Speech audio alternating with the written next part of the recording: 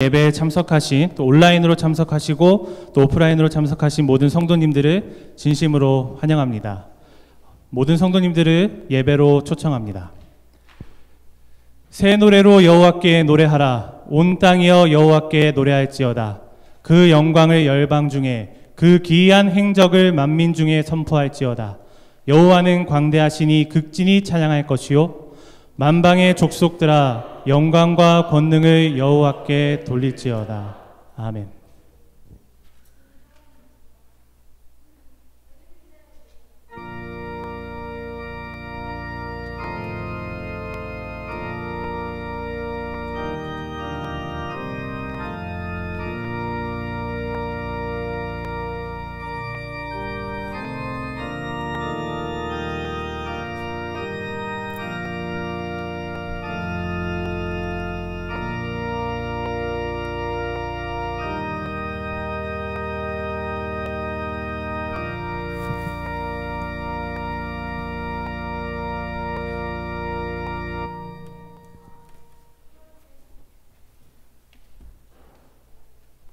일어나서 송영하도록 하겠습니다.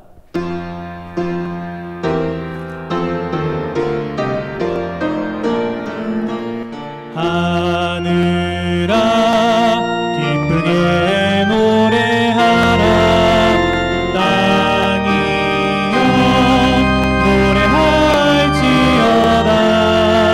영광 영광 성삼위 일체께 영원 누구 경배와 찬양 드리세.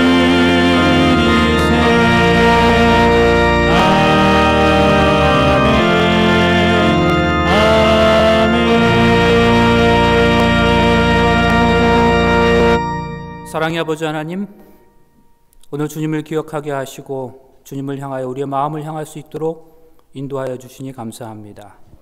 어떠한 마음으로 주님을 찾았든지 또 우리의 생각과 마음을 아시는 주님, 저의 마음을 받아주시고 저의 마음 속에 하나님의 은혜와 축복으로 함께하여 주시옵소서.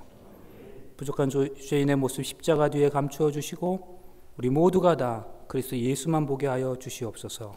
주님은 늘 저희와 함께 하시길 원하십니다. 오늘 시간 그 뜻을 온전히 이루어 주시옵기를 예수님의 이름으로 간절히 기원하옵나이다. 아멘. 저찬미 24장입니다.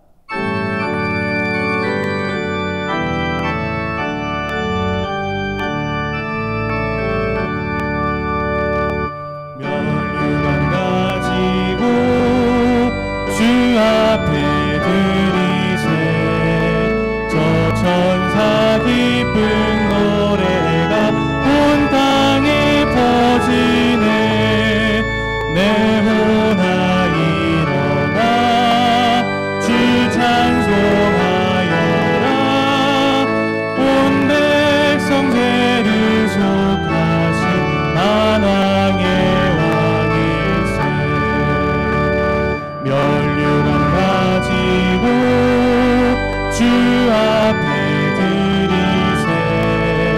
저 하늘 위에 천사도 그 상처 볼 때에 감당치 못하여 제 눈을 감으며 만유왕 함께 울어서 또 경배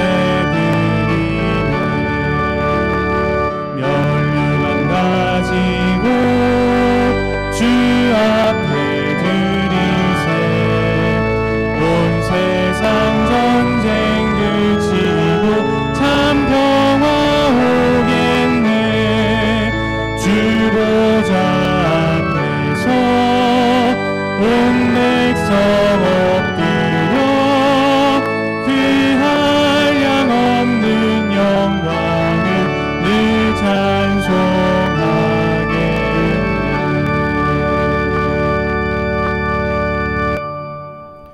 오늘의 말씀은 레위기 19장 1절 2절 말씀입니다.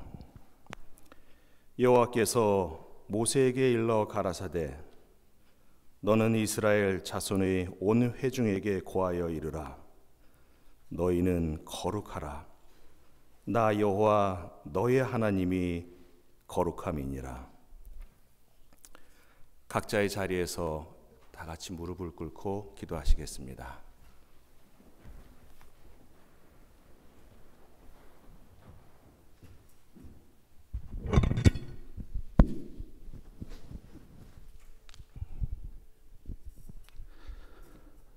은혜와 자비가 충만하신 아버지 하나님, 오늘도 주님의 은혜 안에서 또 하루를 살아갈 수 있도록 도와주시니 감사합니다. 예배를 시작한 지 몇 주가 되었습니다. 모두 다 참석하고 찬양하고 활동하고 음식도 나눌 수 있는 정상적인 예배를 언제 시작할지 모르겠습니다. 하지만 모르는 것은 모르는 대로, 알 수가 없는 것은 알 수 없는 대로 이 모든 것이 주님의 주권 아래 있음을 느끼고 주님께 드리는 우리의 기도가 멈추어지지 않기를 원합니다. 저희 오늘 각자의 자리에서 각자의 기도 제목으로 무릎을 꿇었습니다. 저희의 바라고 원하는 바를 겸손하게 주님 앞에 가지고 나올 수 있는 용기를 더하여 주시옵고, 우리의 바라고 원하는 바가 주님의 사랑 안에서 이루어질 수 있도록 도와주시옵소서. 잠시 고개를 들어 뒤를 바라보았을 때 우리의 그림자를 안고 서 계시는 예수님, 우리의 죄를 대신하여 십자가를 안고 서 계시는 주님을 생각해 봅니다. 주님 앞에 우리의 죄는 무엇입니까? 주님 앞에 우리의 죄는 좌절하는 것입니다. 비록 주님의 부재를 느낄지라도 한 걸음 한 걸음씩 주님 앞에 나아가는 저희들 되었으면 좋겠습니다. 오늘 예배에 주님께서 개입하시고 많이 간섭하셔서 말씀을 인도하시는 송문영 목사님, 이 말씀을 듣는 우리의 마음과 귀를 주님께서 주장하여 주셔서 이 예배가 주님을 나타내는, 오직 주님을 드러내는 예배가 될 수 있도록 도와주시옵소서. 새 학기가 시작되었습니다. 공부를 시작한 목사님들, 우리 유학생들, 우리의 삶이 분주하고 우리의 삶이 힘들지라도 이럴 때일수록 더욱더 주님과 만나는 그런 경험이었으면 좋겠습니다. 그래서 시간이 지나간 후에 오늘의 그 어느 날, 오늘의 경험이 우리에게 아름다운 추억이 되고 아름다운 인연이 되어가지고 하늘에까지 이어졌으면 좋겠습니다. 오늘 하루도 주님의 그늘 아래 이유 있는 삶이기를 바라면서 우리에게 다가오셔서 친구 되시는 예수님의 이름으로 기도드렸습니다. 성도 여러분 모두 평안하셨습니까? 오늘 저희 교회를 방문하신 손님이 있습니다. 지난 안식일에 저희 교회를 방문하셨던 이용길 장로님, 경기도 별내교회에서 오셨는데 이제 모레 아침에 이곳을 떠나서 갑니다. 어머니이신 장미자 집사님이 위독하셔서 병문안을 오셨는데 평안한 귀국길이 될 수 있도록 여러분 기도해 주시면 고맙겠습니다. 감사합니다. 유학을 오신 목사님 가정입니다. 마석교에서 시무를 하시다가 세미나르로 유학 오신 김호경 목사님과 배수란 사모님, 또 김예진 양, 김예린 양, 잠깐만 일어나 주시면은 환영합니다라고 환영해 주시면 고맙겠습니다. 환영합니다. 감사합니다. 그 다음에 우리 장민석 목사님, 청학교회에서 심무하시다가 유학을 오셨는데 오늘은 가족들과 함께 오지 않고 대표로 오셨습니다. 우리 장민석 목사님 일어나시면은 환영해 주시기를 바랍니다. 환영합니다. 감사합니다. 김짐선 목사님께서 세미나리로 유학을 오셨습니다. 역시 가족들은 댁에 있고 혼자 대표로 교회에 오셨습니다. 일어나시면은 환영합니다. 환영해 주시기 바랍니다. 환영합니다. 감사합니다.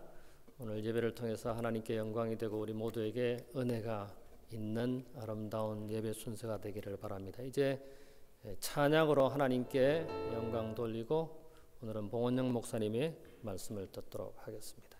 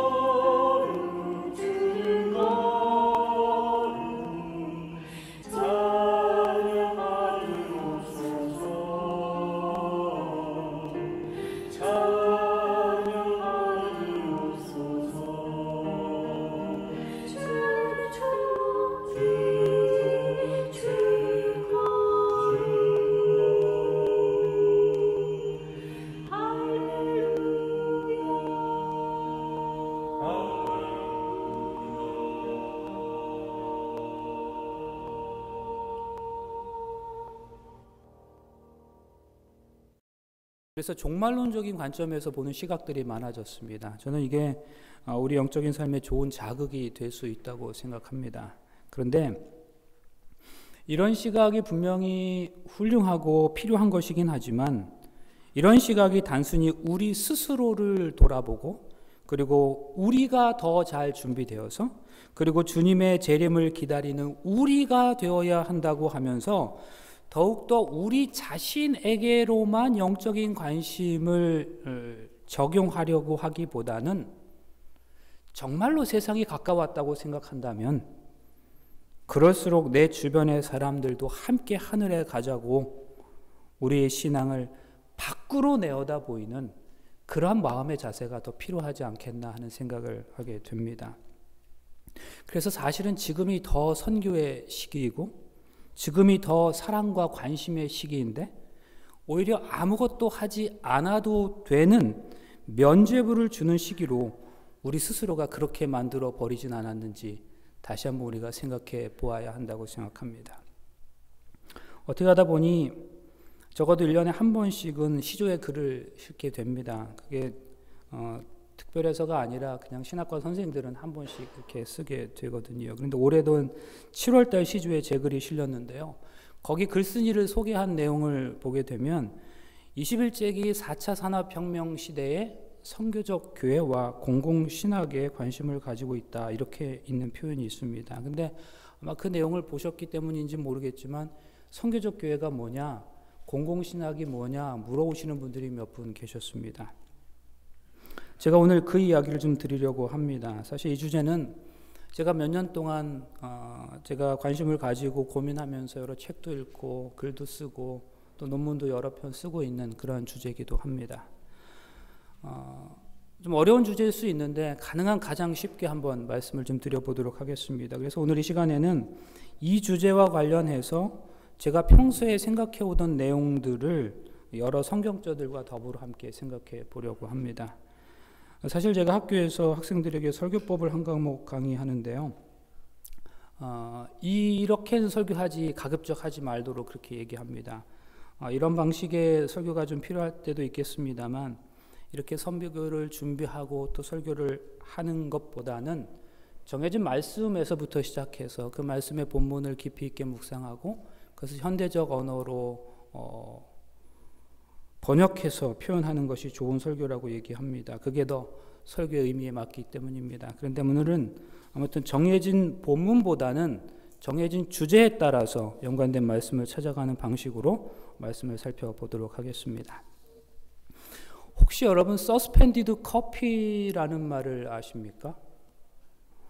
지금 이 말을 들으시는 분들 가운데 목사님 무슨 설교 시간에 커피 얘기를 하셔라고 하실 수도 있고요. 또 어떤 분은 저게 아마 새로 나온 커피 종류 가운데 하나인가 보다 생각하실 수도 있겠는데요. 서스펜디드 커피. 영어로 서스펜드는 이렇게 보류하다, 유예하다 뭐 그런 의미입니다. 그러니까 서스펜디드 커피는 보류된 커피, 뭐 유예된 커피 이렇게 번역할 수 있겠습니다. 그런데 이 말을 더 우리말로 더 자연스럽게 옮기자면 이미 지불되어져서 맡겨둔 커피라고 설명하는 것이 이해가 좀 빠를 것 같습니다. 이 서스펜디드 커피는 경제적으로 어려운 이웃을 위해서 누군가가 이미 값을 지불해 놓은 커피를 의미합니다. 이 서스펜디드 커피 역사는 굉장히 멀리 올라갑니다. 100년쯤 올라가요. 이탈리아에서 이게 시작되었는데요. 노숙자를 비롯해서 불우한 이웃들이 부담 없이 커피 한 잔을 하자는 의미에서 이것이 생겨났습니다. 그런데 이게 무슨 일인지 모르게 곧 없어졌어요. 그러다가 지금으로부터 한 10년 전쯤 전에 그리스에서 다시 부활하게 됐습니다. 서스펜디드 커피를 취급하는 카페들이 생겨나게 된 거죠. 주머니 사정이 여의치 못해서 커피를 마실 수 없는 사람들을 위해서 자유롭게 커피를 마시도록 하기 위해서 이런 카페가 생겨난 것입니다. 가령 커피값이 3불이라면 커피를 사러 온 사람이 6불을 지불합니다. 그리고는 한 불은 서스펜디드 커피입니다 라고 얘기를 하면 점원이 이 사람에게 메모지를 줍니다. 그럼 메모지를 받아 들고는 그 메모지에 이제 이런저런 메모를 하는 겁니다. 힘내세요. 또 하나님이 축복하실 겁니다. 지금은 어렵지만 다음엔 곧 또 행복한 일이 있을 거예요. 뭐 이런 메모지를 적어서 다시 점원에게 전달합니다. 그럼 점원은 그것을 그 카페 안에 있는 게시판에다 붙여 놓는 거죠. 그러면 커피를 마시고 싶은데 커피를 값을 낼 돈이 없는 사람이 그 서스펜디드 커피를 취급하는 카페에 들어와서 그 게시판에서 그 메모지를 한 장 떼서 점원에게 주면 그 점원이 커피를 한 잔 주는 겁니다. 방식은 여러 가지입니다. 지금 그림에서 보시는 것처럼 빈 커피 컵이 들려져 있어서 그것을 떼서 점원에게 주기도 합니다. 그러니까 일종의 무료 쿠폰인 셈입니다. 처음 4곳에서 시작된 그리스의 서스펜디드 커피가 몇 년 지나지 않아서 100여 개, 수백 개로 늘어나게 됐습니다.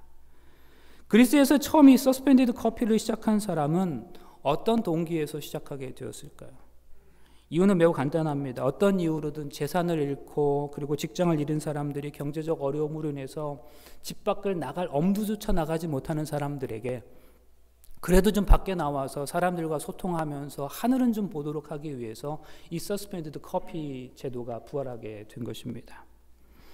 그런 의미에서 이것은 단순히 동정이라기보다는 선물이라고 보는 것이 맞겠습니다. 그런데 우리가 기억해야 될 것은 이 서스펜디드 커피가 그 그리스에서 다시 부활해서 시작되면서 그때 그 순간이 그리스가 굉장히 부유했을 때가 아니라 사실은 그리스 나라 자체가 국가 부도 위기를 겪으면서 실직자들이 많이 생겨나고 그리고 나라의 경제가 밑바닥에 이르게 되었을 때에 그 그리스에서 다시 이것이 부활하게 되었다는 것입니다. 그러니까 서스펜디드 커피 운동에 동참했던 사람들 역시 돈이 풍족해서 이것에 참여했던 사람들이 아니었습니다. 오히려 지극히 평범한 시민들이 이 운동에 주로 참여하게 된 것이었습니다. 그런데 이제 이 서스펜디드 커피는 그리스뿐만 아니라 전 세계에서 심지어 미국에서도 이것을 취급하는 카페들을 어렵지 않게 찾아볼 수 있습니다. 더 발전해서 이 서스펜디드 커피는 더 발전해서 캐나다에서는 서스펜디드 밀이라고 하는 것이 또 생겨났습니다. 이미 지불된 식사. 그래서 누군가가 식사값을 지불해 놓으면 식당에서 무료로 그것을 먹을 수 있게 되고요. 독일에서는 공공의 광장에 커다란 냉장고가 있어서 그 냉장고에 음식을 가득 채워넣는 것입니다. 그래서 누구나 음식이 필요한 사람은 그것을 가져가서 먹을 수 있도록 하는 나눔 냉장고도 생겨나게 되었습니다. 우리 앤드루스의 뭐죠? 만나처럼 말씀입니다. 작지만 그 작은 것으로 이웃사랑을 실천할 수 있으며 풍족함에서 오는 여유가 아니라 넉넉하지 않지만 함께 나누는 마음의 실천이 감동을 주는 이야기라고 할 수 있습니다. 일전에 어느 목사님의 경험을 들은 적이 있습니다. 회사에서 정기적으로 회사의 소식을 발간하는 잡지를 사보라고 하잖아요. 근데 이 목사님이 그 사보에 실린 어떤 글을 읽고 얘기하시는 걸 들은 적이 있어요. 그 사보의 한 귀퉁이에 일상의 삶을 적는 내용들이 있었던가 봅니다. 그리고 그 사보가 발행되는 그 회사는 아마도 기독교 계통의 회사였던 것 같습니다.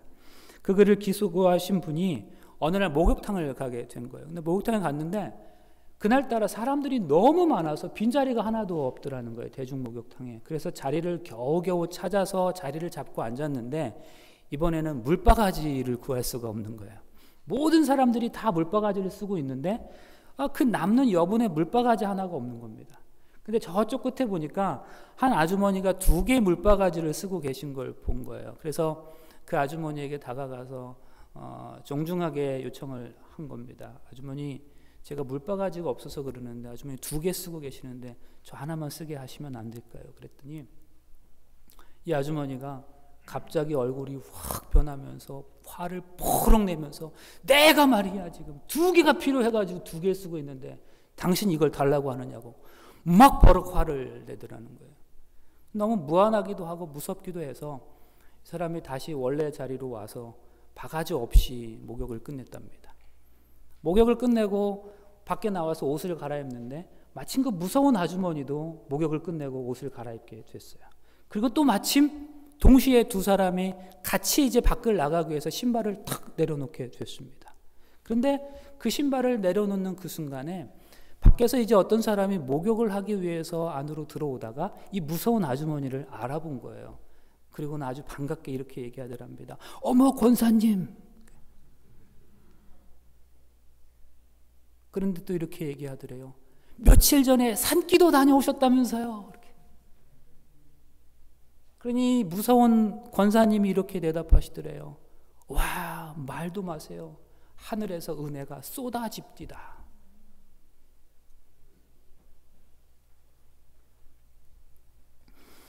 여러분, 은혜는 쏟아지게 받았는데 자기 것도 아닌 물바가지는 절대로 나누지 못하는 그리스도인의 모습입니다. 정말 서글픈 이야기이지요. 기가 막힌 이야기이고요. 그런데 여러분, 이게 오늘날 우리의 모습이 아니라고 정말 자신 있게 말할 수 있을까요? 저는 이 아주머니가 거짓말한다고 생각하지 않아요. 정말로 산에 기도하러 가서 정말로 은혜를 쏟아지게 받았을 것이라고 생각해요. 그런데 그렇게 교회 안에서, 그리스도인 공동체 안에서 예배를 통해서, 교제를 통해서 깊은 은혜를 누리고 받기는 하지만 정작 일상의 삶의 자리에서는 은혜 받은 사람처럼 살지 못하는 게 오늘날 우리 모습 아니냐는 거죠. 여러분, 일상의 신학, 이건 굉장히 중요한 문제입니다. 나의 일상의 삶이 거룩해지지 않으면 실상은 내가 거룩한 게 아니에요. 그런데 성경에서 거룩이 뭔지에 대해서 성경 여러 곳에서 우리에게 정말 자세하게 설명하고 있습니다. 그런데 그 성경에서 나타난 거룩에 대한 여러 설명들 가운데 가장 제가 생각하기에 자세하게 기록되었다고 생각하는 것이 지금 오늘 우리가 말씀을 시작하면서 확인했던 레위기 19장에 있는 말씀입니다. 레위기 19장은 우리에게 거룩한 삶이 무엇인지를 구체적으로 설명하면서 가장 먼저 언급하는 것이 무엇인가 하면 왜 우리가 거룩해야 되는지 그 이유를 설명합니다. 자, 레위기 19장 1절 2절 보실까요? 여호와께서 모세에게 말씀하여 이르시되 너는 이스라엘 자손의 온 회중에게 말하여 이르라. 너희는 거룩하라. 이는 나 여호와 너희 하나님이 거룩함이니라. 하나님이 거룩하시니까 너희도 거룩해야 된다는 거예요. 하나님이 그러신 것처럼 너희도 그러해야 된다는 거예요. 그렇다면 그렇게 거룩해야 되는데 그 거룩의 의미가, 거룩한 삶, 거룩이 뭔지를 그 이후부터 설명합니다. 안식일을 지키는 것, 우상을 지키지 말고 하나님께 제물을 드릴 때는 하나님께서 받으실 만한 온전한 것을 드리라고 얘기합니다. 그리고 부모님께 공경하라고 말합니다. 여러분, 이런 것들은 거룩과 관련해서 우리가 충분히 이해할 수 있는 것들이에요. 그런데 레위기 19장 전체에 걸쳐서 나타나는 거룩한 삶에 대한 설명들 가운데 어떤 것들이 안 나오는가 하면 금식 기도해라 이런 거 없어요. 하루에 기도를 몇 번씩 해라 이런 거 없어요. 하나님 말씀인 성경을 얼마큼씩 읽어라 그런 말씀은 없어요. 그 대신 이런 이야기는 나옵니다. 밭에서 추수할 때에 밭에 한 귀퉁이는 남겨둬라 그래요. 왜? 그거는 고아와 과부와 나그네들을 위한 거다. 여러분, 우리가 이 레위기 19장을 읽으면서 기억해야 될 것이 무엇인가 하면 하나님께서 나 하나님이 거룩한 것처럼 너희도 거룩한 삶을 살아야 하는데 그 거룩한 삶이 무엇인지를 설명하고 있다는 거예요. 하나님은 우리에게 그 거룩한 것이 무엇인지를 설명하면서 밭에서 추수할 때에 한 귀퉁이를 남겨두는 것, 그게 거룩이라고 말씀하세요. 기도 자주 하고 빠짐없이 예배 참석하고 헌금 많이 하고 옷 잘 입고 성경 잘 읽는 것, 그거 거룩함이라고 말씀하고 있잖아요. 적어도 여기서 말씀해요.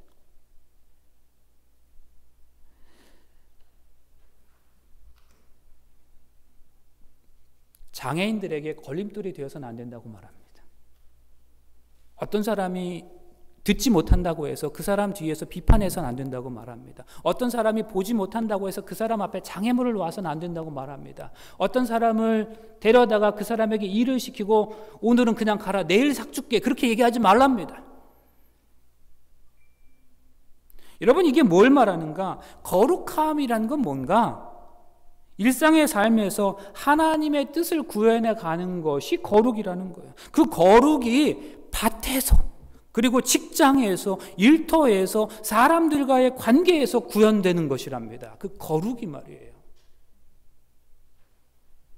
그런데 오늘날 그리스도인들은 그런 삶을 살지 못하고 있다고요. 교회 안에서는 말끔히 차려입고 유창하게 기도하고 열렬히 찬양하고 예배하면서 누가 봐도 그리스도인의 삶을 살아가는데 일요일 아침, 월요일 아침 그 일상의 삶에서는, 직장에서는, 학교에서는 자신의 이익에 눈이 먼 채 내 삶의 우선순위가 바뀌는 삶을 살아간다고요. 그래서 내가 그리스도인이라는 사실을 알지 못하는 누군가가 내 일상의 삶을 관찰한다면 그 관찰된 일상의 삶 속에서 내가 그리스도인이라는 힌트를 하나도 발견할 수 없다고요. 교회 아니고서는. 여러분, 이게 우리 현실이에요. 오늘날 교회 현실이에요. 그래서 세상은 교회와 그리스도인들을 향해서 위선적이다라고 말해요. 이중적이라고 말해요. 한국에 목회데이터 연구소라는 곳이 있는데 2020년 8월 28일에 발간된 내용이 있어요.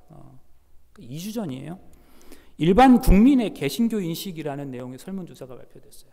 근데 이게 어떻게 된 거냐면 불교하고 가톨릭하고 개신교하고 세 종교 집단에 대하여 일반 국민이 어떻게 보는지를 조사한 거예요. 6월 달에 조사했어요.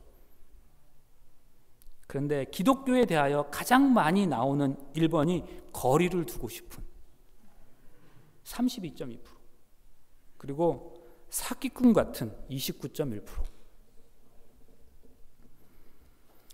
교회 건물 안에서의 삶과 교회 밖에서 이루어지는 일상의 삶의 모습이 전혀 다른 거예요. 전혀 다른 거예요. 여러분, 저는 우리가 교회 안에서 드리는 기도가 감격적으로 부르는 찬양이, 그리고 때로는 회개로 드리는 눈물의 기도가, 그 눈물이 위선적이라고 생각하지 않아요. 진심이라고 생각해요. 진심이에요. 그런데 그게 교회 문턱을 못 넘어가는 거예요.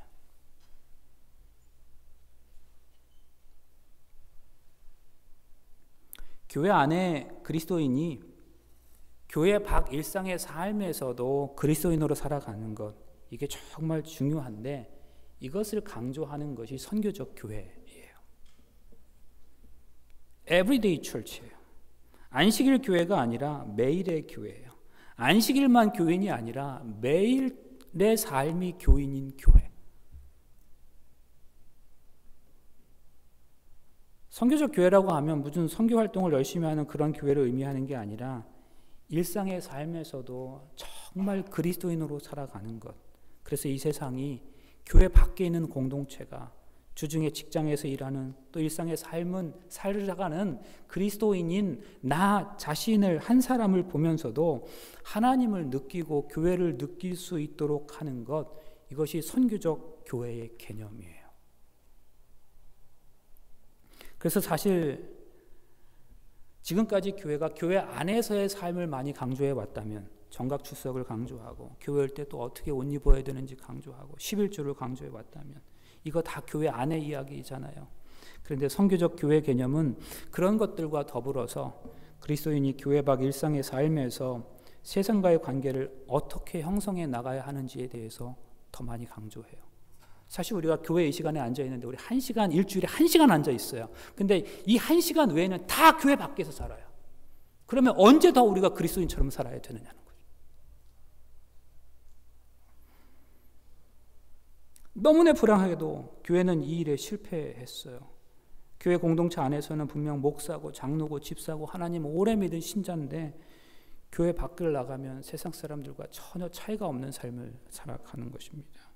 교회 예배 정각 출석은 잘하는데 교통법규는 안 지키고 탈세하고 정직하지 못한 그리스도인으로 살아가는 거예요. 그래서 요즘 그리스도인들은 마치 현대판 신데렐라 같은 삶을 살아가는 거죠. 동화 속에서 공주가 지혜픈 그 신데렐라가 12시 시계 딱 치면 다시 원래의 모습으로, 누더기 옷을 입은 모습으로 돌아가는 것처럼, 교회에서 오전 12시 예배에 맞춰지면 바로 세상과 다르지 않는 그런 삶으로 돌아가 버리는 현대판 신데렐라 그리스도인. 신데렐라 이름 예쁘죠? 근데 그 뜻의 의미가 누더기를 뒤집어 쓴, 죄를 뒤집어 쓴 뭐 그런 의미라죠. 아무리 예쁜 옷 입고 포장하면 뭐해요? 죄를 뒤집어 쓰고 있는데. 그리고 12시 넘으면 다시 원래 모습으로 돌아가 버리는데요. 여러분, 정말 중요한 것은 안식일 오전 11시에 내 모습이나 일요일 오전 11시나 월요일 오전 11시에 내 모습이 똑같이 그리스도인이어야 한다는 거죠. 일상의 삶에서도 그리스도인으로서의 모습이 드러나야 된다는 사실이죠. 이것이 선교적 교회의 개념이고 그렇게 살아가야 한다는 것이 선교적 교회 운동이에요. 그래서 나에게 주어져 있는 아주 비근한 일상의 삶이 하나님을 향해 나아가는 순례의 삶이 되어야 하는 것입니다. 우리가 예수님 믿는다고 고백하면서 다른 사람을 배려할 줄 모른다면 마치 둥근 삼각형이라는 표현처럼 형용모순이라고 할 수 있습니다. 둥근데 어떻게 삼각형일 수 있어요? 삼각형인데 어떻게 둥글 수 있습니까? 내 이웃을, 내 동료를 가치 있게 여기지 않으면서 어떻게 그리스도인이라고 말할 수 있겠느냐고요. 이번 3기 안기 교과 제목이 하나님의 선교에 참여하는 기쁨이잖아요. 그런데 우리 연합회에서는 이번 교과 안교 부고제로 한 권의 책을 소개했는데 모리스 벤덴 목사님의 예수님은 사람들을 어떻게 대하셨는가 하는 책입니다. 제가 이거 고등학교 다닐 때 읽었는데 정말 좋은 책이에요. 근데 이게 아마 다시 새로 번역되는 것 같아요. 우리 앤드루스 졸업하고 계신 김정희 목사님이 번역했어요. 예수님의 일상의 삶에서 사람들에 대한 자세가 어떠하셨는지를 제목 그대로 보여주고 있습니다. 한국에 불우하고 소외된 사람들을 섬기는 다일 공동체라는 선교단체가 있거든요. 근데 이게 지금은 그렇지 않은데 그때 그 초창기에 그 다일 공동체 부엌에는 이런 글이 쓰여져 있었답니다. 음식 솜씨는 상차림에서 나타나지만 그 사람의 사람됨은 설거지에서 나온다. 여러분 정말 그래요.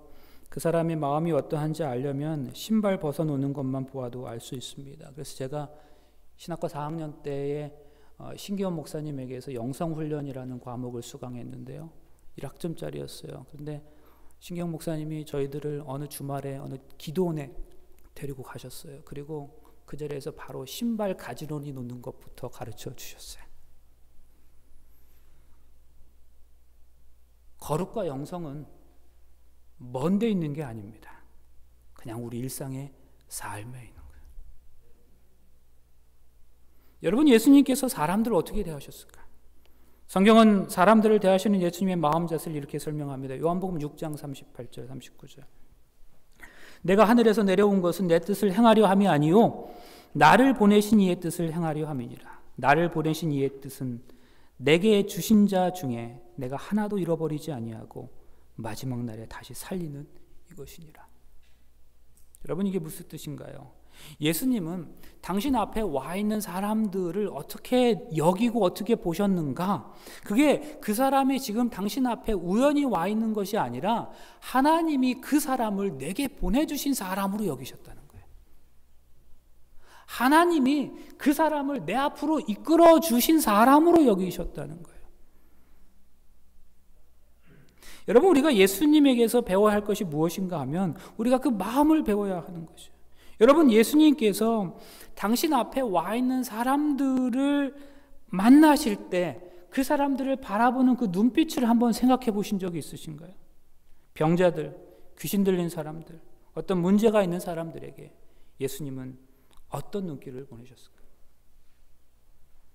그런데 우리는 전대받는 사람들, 병든 사람들, 또 우리에게 무엇인가를 부탁하러 온 사람들에 대해서 우리는 종종 그들을 우리가 처리해야 하는 일거리로 생각할 때가 많아요. 그냥 빨리 이 문제 해결해 줘야 이 사람 가니까. 일거리, 업무 정도. 그러나 우리 주님은 그렇지 않으셨대요.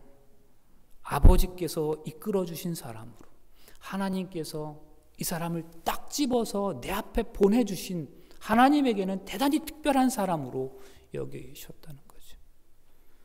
여러분, 우리가 거룩해진다는 게 뭔가 하면 하나님이 그러신 것처럼 우리도 그런 삶을 살아가는 겁니다. 그래서 여러분, 우리의 생각이 아니라 우리를 통한 하나님의 생각이 된다면 얼마나 좋을까요? 오늘 우리가 누군가를 바라볼 때에 우리의 감정으로 그를 바라보는 게 아니라 우리 주님의 사랑으로 그를 바라볼 수 있다면, 우리가 만나는 어떤 사람이 우리가 그에게 보내는 우리의 눈길을 보고는 삶의 순수함을 꿈꾸게 할 수 있다면, 초조했던 그의 마음이 나의 눈빛과 만났을 때 고요와 평안을 찾게 할 수만 있다면 얼마나 좋을까요?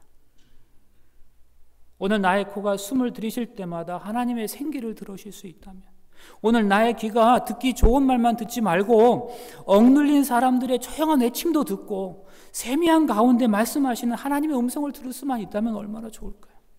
오늘 나의 입이 생명을 살리는 축복의 말을 할 수 있다면 얼마나 좋을까요? 오늘 내가 누군가와 악수할 때에, 또 접촉할 때에 나의 손을 통해서 주님께서 그 사람의 손을 잡아주시는 그런 경험이 되게 할 수만 있다면 얼마나 좋을까요? 여러분, 영성의 깊이는 오랜 시간 기도할 수 있고 성경절 많이 암송하는 것에서 나타나는 게 아니에요. 물론 그런 것들이 우리에게 영성의 깊이를 더할 수 있도록 도움은 주겠지만, 진짜 영성의 궁극적인 결과는 자신의 마음을 진실되게 하나님 앞에 내놓고 이것이 정결하게 되기를 소망하는 겁니다. 그렇다고 무조건 이해하는 것도 아니에요. 좋은 것이 좋은 거니까 적당히 타협하고 넘어가는 것도 아닙니다. 여러분, 거룩이요, 예수님처럼 되는 거예요. 그래서 어떤 사람은 무릎이 앞으로 구부러지는 까닭이 무엇인가? 첫째는 하나님을 향하여 무릎 꿇기 위함이고, 둘째는 불의를 보고 솟구쳐 일어서기 위함이다 그랬어요. 우리가 영적인 삶을 살아가면서 하나님 앞에 무릎 꿇어 그분의 뜻에 순종하며 살아가는 거 굉장히 중요하지만, 또 어떤 경우에는 예수님께서 불의를 보셨을 때 그것을 정확하게 지적하고 개혁하셨던 것처럼 때로는 불의에 대하여 바르게 말하고 행동할 수도 있어야 하는 거예요. 그게 거룩이에요. 여기 앤드루스에 돌아와서 생활하다 보니까 예전에 제가 여기 있으면서 경험했던 것들이 가끔씩 하나둘 떠오릅니다. 제가 2004년도 6월 달에 처음 여기에 왔는데요. 제 기억이 맞다면 그렇게 도착하고 그 다음 주부터 제가 여름학기 두 번째 세션을 시작했던 것 같아요. 그때 처음 수강했던 첫 번째 과목이 Interpersonal Relationship Skills라는 그런 과목이에요. 대인관계 기술 뭐 이런 과목이었어요. 그 옆에 있는 책이 교과서입니다. 그 과목에서 매우 인상적이었던 교수님의 강의 내용이 있었는데 그거 아직도 기억합니다. 그날 교수님이 수업을 시작하기 전에 성경절을 하나 읽어주셨어요. 마가복음 6장의 말씀이었습니다. 34절, 예수께서 나오사 큰 무리를 부시고 그 목자 없는 양 같음으로 인해서 불쌍히 여기사 이에 여러 가지로 가르치시더라. 교수님은 여기서 불쌍히 여기다라는 이 개념을 설명하셨습니다. 이 말은 스플랑크니조마이라고 하는 헬라어로 되어 있어요. 다른 성경에서는 뭐 긍휼히 여기다, 민망히 여기시다, 치근히 여기다 이렇게 번역되어져 있습니다. 그런데 이 말은 그냥 적당히 불쌍하다, 가엾다 이렇게 느끼는, 치근히 여기는 그런 것이 아니랍니다. 이 말은 대단히 강렬하고 역동적인 표현인데 마치 창자가 꼬이거나 뒤틀리는 그런 감정을 가지고 사람을 바라볼 때 이 스플랑크니조마이라는 단어가 쓰였대요. 그래서 이 스플랑크니조마이의 명사형인 스플랑크노는 창자를 의미하고요. 그 다음에 영어 단어 이 스프랑크놀로지는 내장학, 의학 용어가 여기에서 나왔어요. 여러분, 이 말은 가식이 아닌 폐부 깊은 곳에서부터 솟구쳐 오르는 감정, 그것을 표현할 때 특별히 불쌍한 사람들을 보면서 느끼는 연민과 긍휼의 마음, 그 뜨거운 마음, 애간장이 끓어오르는 그런 아파하는 마음을 표현할 때 이 스프랑크니조마이라는 표현이 사용되었습니다. 근데 예수님은 당신에게 오는 사람들을 보실 때 스플랑크니조마이 하셨대요. 창자가 꼬이는 아픔을 겪으셨대요. 왜요? 그 사람들이 누가 보내셨습니까? 하나님이 내게 보내신 사람으로 계셨습니다. 창자의 순 우리말이 뭔지 아십니까? 그래서 애끓는다, 애가 탄다, 애간장이 녹다 이런 표현이 있죠. 이게 창자 얘기예요. 근데 우리가 언제 애끓는 경험을 합니까? 부모가, 특별히 어머니가 열이 나고 아파하는 병든 자녀를 보면서 차라리 저 고통이 내 고통이었으면 좋겠다 하면서 자녀를 향한 아픈 마음을 표현할 때 애간장이 끓는다 그렇게 표현합니다. 옛날 사람들은 사람의 깊은 감정이, 특별히 남자의 경우에는 그것이 창자에 머문다고 생각했어요. 근데 여자의 경우에는 그것이 자궁에 머문다고 생각했어요. 구약성에는 솔로몬 재판 이야기 나오잖아요. 두 사람이 갑자기 와서는 서로 자기 아들이라고 막 우기니까 솔로몬이 그러지 말고 그냥 잘라. 그래서 둘 나눠 가져. 이렇게 얘기했어요. 그랬대 엄마가 마음이 불붙는 것 같아서 아이를 죽이지 말고 차라리 저 여자에게 주라 그랬어요. 근데 그 마음에 표현된 단어가 라함인데 이 라함이 동정과 자비, 긍휼을 얘기하는데 또 다른 의미로는 엄마 자궁이라는 의미도 있어요. 그래서요 이 성경절을 더 직역하면 자궁이 꿈틀거려서 말하기를 이렇게 해석할 수 있어요. 자기 태에서 나온 자식에 대한 감정의 표현입니다. 아이를 생각하니까 자궁이 움직이는 거예요. 다 같은 표현들입니다. 이것은 하나님이 인간을 얼마나 생각하고 사랑하시는지를 보여주기 위해서 인간이 찾아낸 최고의 단어였습니다. 예수님께서는 당신에게 다가오는 이 사람들을 하나님께서 보내주신 사람들로 생각하셨을 뿐만 아니라 예수님 마음속 깊은 곳에서 꿈틀거리면서 움직이셨던 그 뜨거운 사랑으로 그들을 대하셨답니다. 예수님은 병든 사람, 불우한 사람, 자신의 삶을 긍정할 수 없는 사람들을 보실 때마다 애가 타는 경험을 하셨대요. 근데 사실 우리도 그런 경험합니다. 언제 그래요? 그 대상이 내 가족일 때 그래요. 내가 아파하는 어떤 사람이 내가 아는 사람일 때 그래요. 나도 마음이 아픈 거예요.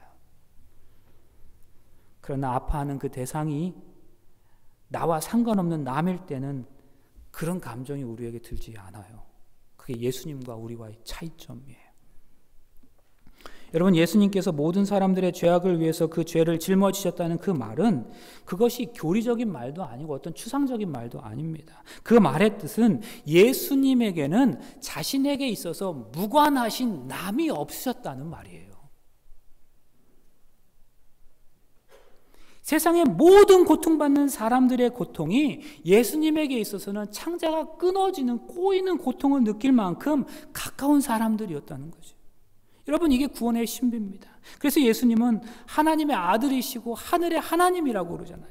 그런데 여러분, 하늘은 자기 외부 세계가 없는 세계예요.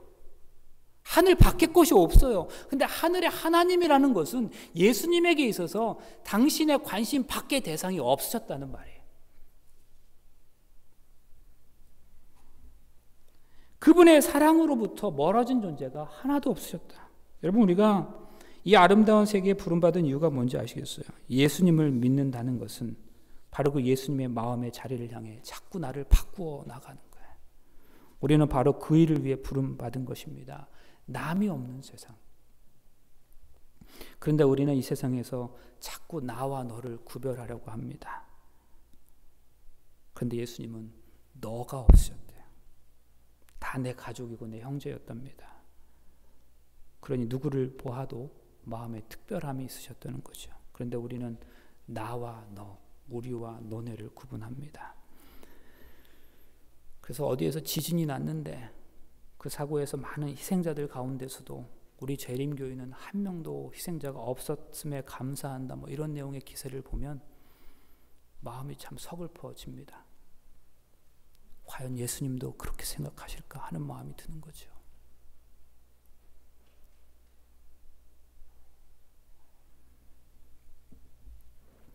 여러분, 내가 거룩해진다는 건 내 존재가 점점 더 아름다워진다는 거예요.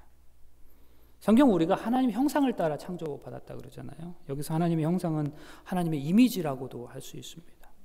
실제로 우리가 하나님 형상이라는 말의 영어 표현이 이미지예요. 사실 이 말에는 대단히 복잡하고 심오한 뜻이 담겨져 있습니다. 학자들은 이 하나님의 형상이라는 말을 설명하기 위해서 막 굉장히 많이 노력했어요. 첫 번째 이런 거예요. 어떤 신학자는 이 하나님의 형상이라는 말을 인간에게는 있는데 동물에게는 없는 인간의 어떤 특성을 가지고 설명합니다. 그러니까 인간의 양심이라든지 이성의 능력이라든지 상상력이라든지 이런 거 들면서 동물은 없는데 인간에게 있어. 이거는 우리가 하나님을 닮았기 때문에 그래. 이렇게 설명하려고 그래요. 또 두 번째는 이런 겁니다. 하나님이 하시는 일을 인간이 수행하도록 하나님께서 명령하시고 그렇게 일거리를 주셨는데, 그래서 그 행동의 유비적 차원에서, 그래서 우리가 하는 건 하나님도 하는 거고 하나님이 하시는 건 우리도 하는 거야. 그러니까 우리가 하나님의 형상을 닮은 거야. 우리가 하나님의 형상을 가지고 있어. 이렇게 얘기해요. 세 번째입니다. 근데 이거는 더 복잡한 거야. 이렇게 얘기해요. 그러면서 이것은 그 시대의 문맥적 이해가, 상황적 이해가 필요한 것인데, 하나님의 형상이라는 말은 옛날에는 고대 세계에는 오로지 왕에게만 배타적으로 사용되던 표현이었다는 거예요. 하나님 왕은 아무한테나 쓰는 게 아니고, 하나님 형상은 아무거나 쓰는 게 아니고 왕한테만 쓰임 받았다는 거예요. 그런데 여러분, 우리가 창세기를 누가 썼다고 믿어요? 모세가 썼다고 생각해요. 모세가 창세기를 기록했다면 어디서 기록했을까요? 광야 생활 중에 기록했을 거예요. 광야 생활에 기록한 창세기를 아마도 그 광야 생활을 함께하던 이스라엘 백성들에게 그것이 공개되어져서 읽혀졌는지는 모르겠지만, 정말로 그렇다고 한다면 그 창세기의 첫 번째 독자들은 애굽에서 430년 동안 종살이 하던, 그리고 지금 그 광야에서 정처 없이 집도 없이 땅도 없이 유리하고 있었던 그 사람들이 독자였다는 거예요. 근데 그런 사람들에게 하나님의 형상을 너가 가지고 있어라고 말했다면, 왕에게나 적용되었을 만한 그 표현이 그 노예로 살아가던, 집도 없이 정처 없이 유랑하던 그 사람들에게 사용되었다면 이게 얼마나 큰 의미냐는 거예요. 사회경제학적으로도 엄청난 표현이라는 거죠. 세 가지 설명 다 일리가 있죠. 그런데 어떤 의미로 해석되든 중요한 것은 이겁니다. 정말로 우리가 하나님의 형상대로 지음받은 존재들이라면 우리 삶에서 하나님이 느껴져야 한다는 거예요. 우리 안에서 우리 서로를 바라볼 때 하나님 정말 계시네 라고 느껴져야 되는 게, 그게 진짜 하나님의 형상이 아니겠느냐는 거죠. 그래서 여러분, 우리가 하나님의 형상이라고 하는 것은 우리 삶의 과제입니다. 우리 삶이 누군가에게는 정말 생각지도 않았던 은혜의 계기가 되어주고, 그래서 그가 전폭적으로 자신이 수용되고 있다는 사실을 확신하게 하고, 자신을 사랑으로 품어주는 하나님을 느끼게 될 때 그는 나를 통해서 하나님을 보는 거예요. 이게 저의 말이 아니라 예수님 말씀입니다. 어느 날 빌립이 예수님에게 아버지 보여주세요 그러니까, 너 나 보면 하나님 본 건데, 이렇게 말씀하셨어요. 우리 삶도 그런 삶이 되어야 됩니다. 사람들이 나를 보고 하나님을 느낄 수 있어야 합니다. 구약 성경에 실제로 그런 것 있죠. 야곱이 고향 땅으로 돌아갈 때 에서가 죽이려고 오니까 그 두 떼로 가족들을 나누고 혼자 남아서 기도합니다. 그리고 하나님께서 그를 사자를 보내시고 그를 만나 씨름하던 중에 이제 다시금 하나님의 도우심이 없이는 그가 일어설 수 없는 그러한 위치에 서게 됩니다. 환도뼈가 부러졌죠. 고관절이래요. 잘 모르지만 고관절 부러지면 제대로 걷지도 못하고 혼자 잘 서지도 못한다면서요. 그런 상황에서 형 에서를 만납니다. 창세기 33장 2절, 자기는 그들 앞에서 나아가되 몸을 7번 땅에 굽히며 그의 형 에서에게 가까이 가니, 형 에서 입장에서 그를 봅니다. 동생 야곱이 자신을 향해 걸어오는데 부러진 환도뼈로 인해서 홀로 설 수 없으니 지팡이 짚고 절뚝거리면서 천천히 오는 거예요. 그런데 창백한 얼굴로 그 한 걸음 한 걸음 내디딜 때마다 아픔을 이기지 못해 몇 번이고 걸음을 멈추고 얼굴을 찡그리는 모습이 너무 불쌍했어요. 근데 에서에게 그런 마음이 들게 한 건 하나님이셨습니다. 부자 선지자 말씀합니다. 하나님께서 에서에게 천사를 보내셔서 야곱의 상황을 다 보게 하셨대요. 그래서 야곱의 상황을 다 이해하게 하셨대요. 그리고 에서가 자기 군인들에게 야곱 죽이지 말라고 그랬대요. 그런 마음으로 만나게 되죠. 바로 여기에서 성경에서 가장 아름다운 화해의 장면이 나옵니다. 두 형제가 목을 끌어안고 입 맞추고 울었습니다. 그때 야곱이 말해요. 내가 형님의 얼굴을 배운 즉 하나님의 얼굴을 본 것 같사오며 형님도 나를 기뻐하십니다. 잘 보세요. 형님의 얼굴이 하나님의 얼굴입니다가 아니라 형님의 얼굴을 배운 즉 하나님의 얼굴을 뵙는 것 같다 그랬습니다. 야곱의 과오를 하나도 묻지 않고 그냥 있는 그대로 덥석 받아준 형의 모습 통해서 하나님을 느끼는 거예요. 여러분, 우리가 살아가면서 하나님의 현존 언제 느끼게 됩니까? 누군가로부터 내가 값없이 용서함 받았다는 걸 느끼는 순간 그때 하나님의 현존을 느끼게 되잖아요. 그러므로 인간이 하나님의 형상으로 지음받았던 그 말씀의 실존적 과제가 뭐냐면 누군가로 하여금 하나님이 현존하신다는 사실을 내 삶을 통해서 보여주어야 한다는 겁니다. 그래서 그리스도인이 된 우리는 오늘 우리가 만나는 사람들에 대하여 받아주고 품어주고 용납하고 사랑해야 되는 겁니다. 이게 하나님 형상이라는 말 속에 담겨진 실존입니다.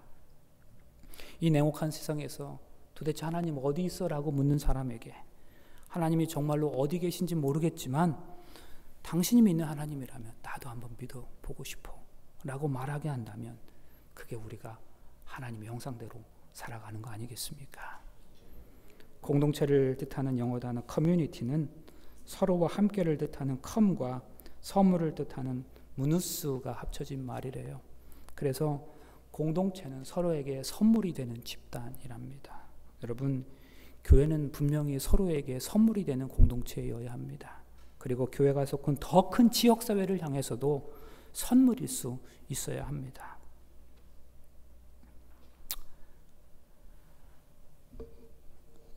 (20세기) 가장 위대한 신학자였던 아브라함 조슈아 헤셀이 이렇게 말한 적이 있습니다. 하나님 믿는다는 것은 하나님 꿈을 나의 꿈으로 삼고 그 꿈을 이루기 위해 해산의 수고를 하는 거다 그랬어요. 헤셀의 말을 이렇게 적용할 수 있을 겁니다. 하나님을 믿는다는 것은 내 삶의 자리를 하나님이 원하신 자리로 이동하는 겁니다. 그러니까 예수 믿는다는 것은 예수의 꿈을 내 꿈으로 안고 살아간다는 거겠지요. 예수님 꿈이 뭐였습니까? 하나님 나라를 이 땅에 오게 하는 것이었습니다. 내가 이 땅으로 하나님 나라를 가져온다는 건 구체적으로 뭘 의미할까요? 여러분, 제가 묵상하기 좋아하는 개념이 있습니다. 영화가 하나 나오면 그 영화를 홍보하기 위해서 영화 예고편이 나와요. 영화는 한 2시간쯤 되는데 영화 예고편은 2분 정도 돼요. 그런데 그 2분짜리 예고편이 잘 만들어진 예고편일수록 그 2분짜리 예고편을 보고 사람들이 이렇게 반응해요. 와, 재밌겠다. 나 저 영화 꼭 보고 싶다. 언제 저 영화 나와? 이렇게. 2분짜리만 보고도 2시간짜리를 기대하게 만드는 겁니다. 여러분, 교회는 하나님 나라의 예고편입니다. 그래서 세상이 교회를 보고서 본 적도 없지만 하나님 나라 갈망하게 해야 해요. 와, 이 교회 보니까 내가 하나님 나라 가고 싶다, 보고 싶다. 그런데 그 2분짜리 영화 예고편 속에 2시간에 있는 모든 줄거리가 다 압축되어져서 거기 있는 주제가 거기 다 포함되어져 있어요. 여러분, 하나님 나라에 정의가 있을까요? 그럼 이 교회는 정의를 세상에 보여줄 수 있어야 돼요. 하나님 나라에 사랑과 용서가 있을까요? 그러면 이 교회는 사랑과 용서를 세상에 보여줄 수 있어야 돼요. 그래서 예고편인 이 교회를 보고 사람들은 하늘나라를 기대할 수 있게 해야 하는 거죠. 이게 하늘나라를 우리가 이 땅에 가져오는 거예요. 또 한 가지는요, 하늘나라에 없을 것 같은 것을 이 땅에서 하나씩 제거하면서 살아가는 것, 그것도 역시 우리가 하나님 나라를 여기서 이루며 살아가는 겁니다. 하나님 나라에 공회가 있을까요? 그러면 교회는 공회를 없애는 방식으로 살아가야 합니다. 그래서 진정한 그리스도인은 환경 문제에도 관심을 가져야 돼요. 하나님 나라에 음식물 쓰레기가 있을까요? 교회는 음식물 쓰레기가 없는 방식으로 그렇게 해야 돼요. 하나님 나라에 불평등이나 차별이 있을까요? 그렇다면 이 땅에서 그 차별과 불평등을 없애는 방식으로 살아가야 하는 거예요. 하나님 나라에 누군가에 대한 미움이 있을까요? 아닐 겁니다. 그렇다면 교회는 그 믿음을 없애고 사랑을 키워가는 방식으로 살아가야 할 겁니다. 하나님 나라에 없을 것 같은 것들을 없애며 살아가는 방식, 이것이 우리에게 필요합니다. 이것이 하나님 나라를 이 땅에 이루며 살아가는 거죠. 그렇게 살아갈 때 비로소 이 세상에서 하나님 나라를 가져오는 삶을 살아가게 되는 것이고, 세상은 나를 통해서 하나님 나라를 경험할 수 있게 되는 거예요. 이게 공공신학이. 교회 안에서나 가정과 같은 지극히 개인적이고 사적인 공간에서뿐만 아니라 우리가 살아가는 공동체, 국가, 더 나아가 이 세계의 공적인 영역에서도 하나님 나라를 구현하는 삶이죠. 그런 의미에서 선교적 교회와 공적 신학은 서로 개념이 맞닿아 있다고 할 수 있습니다. 여러분, 우리 일상의 삶에서 하나님을 드러내는, 하나님의 거룩을 드러내는, 하나님의 형상을 드러내는 그런 삶을 살아감으로 세상이 우리를 보고 이 교회를 보고 하나님 나라를 올바로 사모하게 하는 그런 삶을 살아가시는 우리 모두가 되시기를 간절히 바라면서 말씀을 마치겠습니다.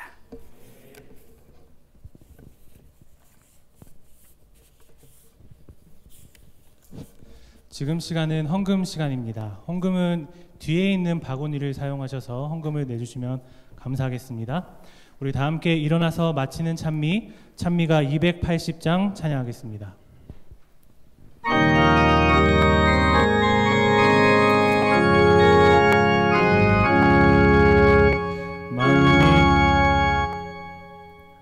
찬미가 280장 찬미하겠습니다.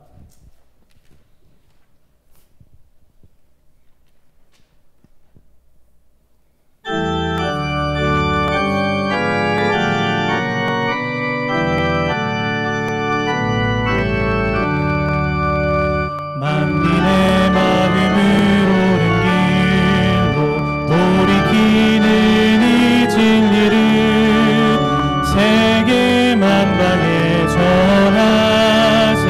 빛과 평화의 진리, 빛과 평화의 진리. 지나서 동이 들고 광명이 우리의 찾네. 주 예수의 사랑의 나라 이 땅 위에 서겠네. 만민의 마음을 주님께로 돌이키는 이 복음을 세계 만방에 거치어 악의 장범을 꺾세. 악의 장범을 꺾세. 악이 지나서 동이 들고 광명이 우리의 찾네. 주 예수의 사랑의 나라 이 땅 위에 서겠네. 만유의 대주제 하나님이 세상을 구원하시려 독생 성자를 보내사 사랑 나타내셨네. 사랑 나타내셨네. 악이 지나서 동이 들고 광명이 우리의 찾네. 주 예수의 사랑의 나라 이 땅 위에 서겠네. 얻은 길 행하는 자들에게 구세주 예수 전하세. 세계 만방에 택한 자 주께 이끌세.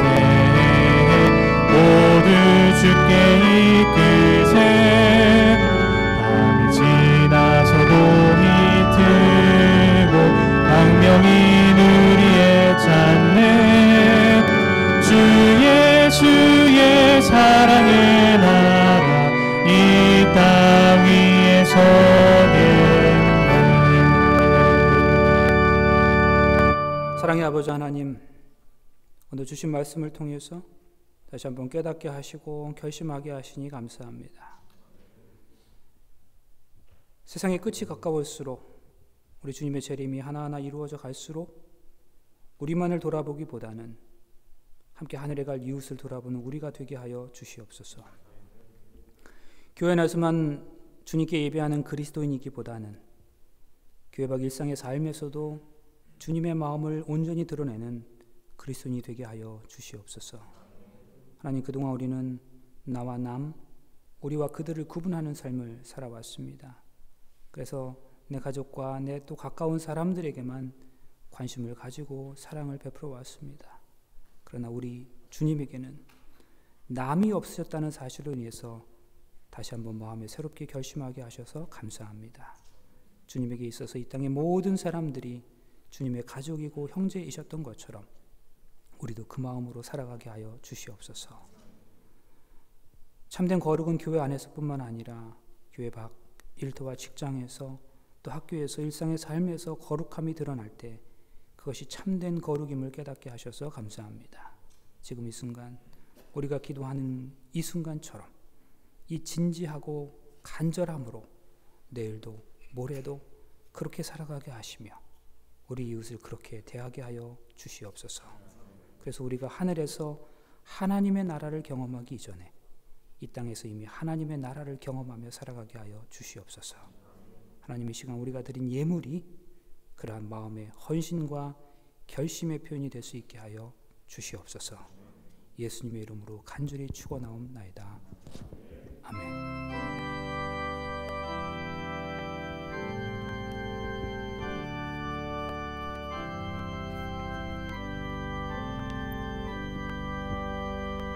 성전을 떠나